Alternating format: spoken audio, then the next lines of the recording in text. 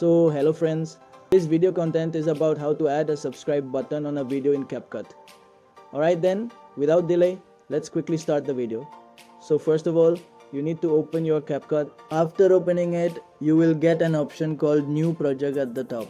You need to click on it. After clicking, take either the video or the downloaded green subscribe button.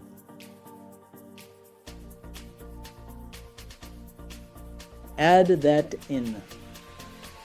After adding it, you will find an option below called overlay. You need to click on it. After clicking, you need to click on add overlay. After clicking, you need to add your green subscribe button. After adding it, after moving a little to the side, you will find an option called remove BG here. You need to click on it.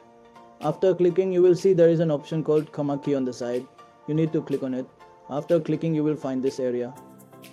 Take the gold place, here you will take 10. After taking 10, you will increase your invisibility. Then here. Okay, so friends, if you liked our video, please like, subscribe and share the channel.